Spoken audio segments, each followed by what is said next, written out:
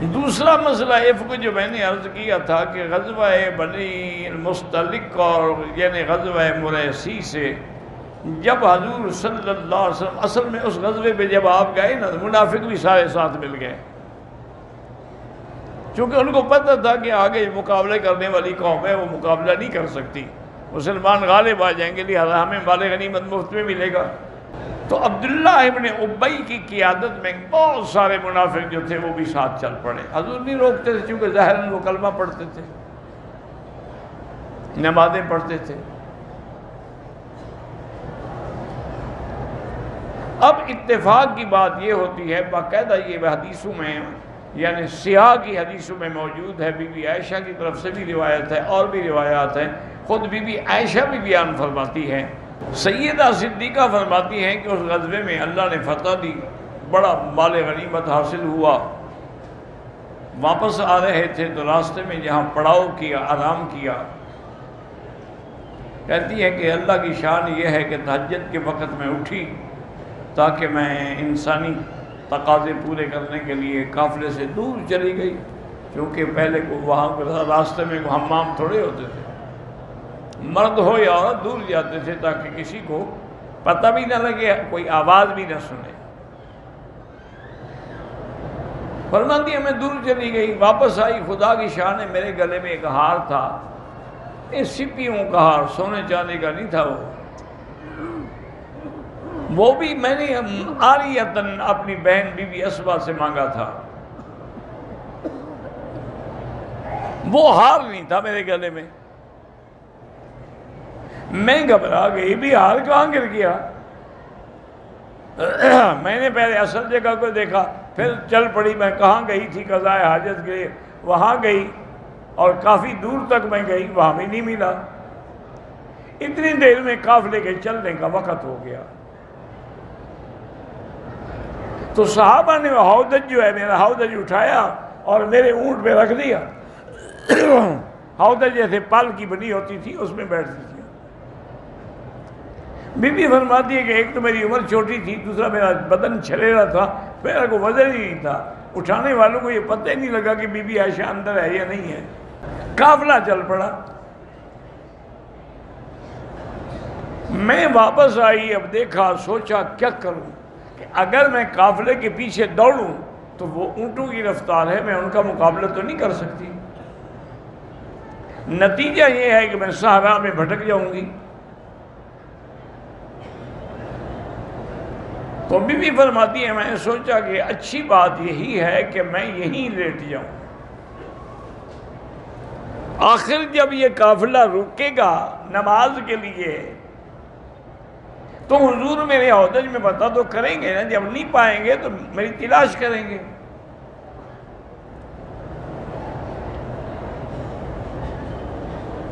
ایک صحابی تھے حضور کے، صفوان معطل السلمی، اس کی ڈیوٹی یہ ہوتی تھی کہ وہ قافلے کے پیچھے چلتے تھے، 8-10 گھنٹے کا فاصلہ رکھے کہ قافلہ چل جائے، پھر بعد میں آتے تھے اسی جگہ، پھر وہ ساری جگہ ڈھونڈتے تھے کہ کوئی کسی کا سامان تو نہیں رہ گیا۔ تو بیوی کہتی ہیں کہ وہ صفوان نے آ کے اونٹ بچھایا تو میں نے اٹھ کے دیکھا تو اس نے کہا انا للہ و انا الیہ راجعون، چونکہ مجھے وہ بچپن میں دیکھ چکے تھے، مجھے پہچان گئے کہ یہ تو حضور کی بیوی ہے، زوجہ امہات المومنین ہے، اس لیے انہوں نے کہا انا للہ و انا الیہ راجعون۔ اور آگے میرے قریب وہ اپنے اونٹ کو بٹھا دیا اور مجھے کہا کہ بی بی میں دور ہو جاتا ہوں، آپ اونٹ پہ بیٹھ جائیں۔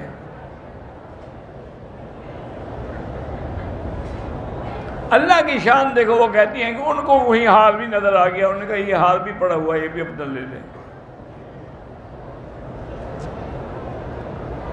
تو بی بی عائشہ فرماتی ہیں واللہ مجھے خدا کی قسم ہے میں نے ایسا پاک باز نوجوان زندگی میں نہیں دیکھا کہ اس نے میری طرف دوبارہ نظر ہی نہیں اٹھائی، مجھے اونٹ پر چڑھانے کے لیے بھی سہارا نہیں دیا، میں بیٹھ جاتی، پھر وہ آگے مہار پکڑ کے چل پڑتے اور میں اونٹ کے اوپر۔ حضور صلی اللہ علیہ وسلم کے قافلہ جہاں رکا تھا اور بی بی نہیں ملی تو انتظار میں تھے، بی بی فرماتی ہیں کہ جب میں اونٹ پہ بیٹھی ہوئی صفوان کے ساتھ پہنچی تو حضور نے کہا الحمدللہ، اللہ کا شکر ہے، چونکہ حضور کو یقین تھا کہ ایک تو میری بیوی پاک ہے، دوسرا صفوان صحابی ہے، وہ بھی پاک آدمی ہے۔ لیکن عبداللہ ابن ابی منافق کو موقع مل گیا۔ دشمن تو پھر ایسے موقعوں کی تلاش میں ہوتا ہے۔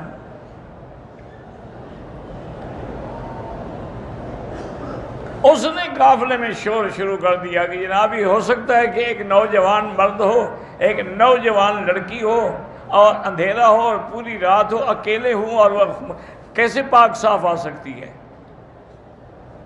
اس نے تہمت لگائی نعوذ باللہ سیدہ عائشہ پہ، اور یہ بات پھیلتی گئی۔ حضور کو خبر ملی، حضور نے حکم دیا ابھی قافلہ چلاؤ۔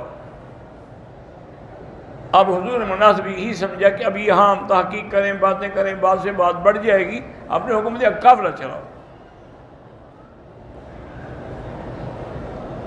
راستے میں ایک جگہ رکے تو وہاں کچا کنواں بنایا جاتا تھا پانی کے لیے، فوراً کھدائی کر کے پانی نکالا جاتا تھا۔ قاعدہ یہ تھا کہ جب کنواں نکالا جائے تو پہلے حضور کی مشکیزیں بھرے جائیں، پھر حضرت ابوبکر اور حضرت عمر کے مشکیزیں بھرے جائیں، اس کے بعد جو ہے پھر باقی لوگ بھریں۔ کنواں بنا، حضرت عمر کا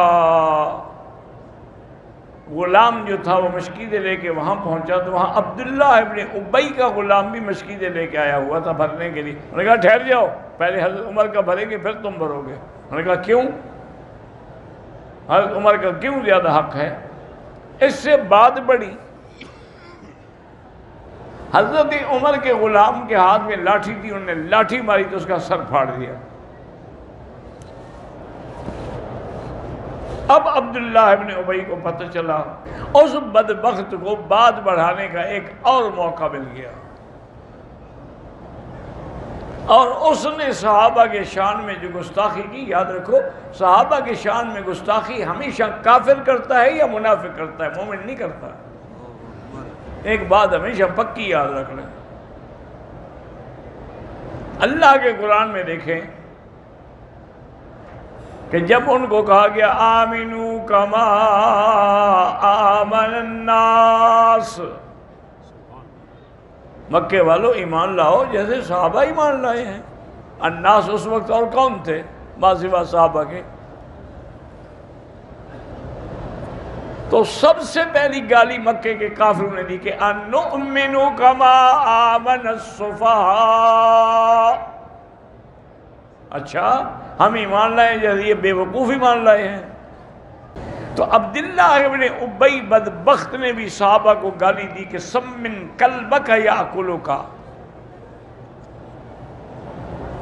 ایک محاورہ بھی ہے۔ اس نے اپنے ساتھیوں سے کہا اچھا اسی لیے کہتے ہیں اپنے کتے کو کھلاؤ پلاؤ تاکہ تمہیں کاٹ کھائیں، ہم نے ان کو کھلایا پلایا ابھی ہمیں کاٹتے ہیں۔ یعنی اس نے صحابہ کے بارے میں یہ بات کی،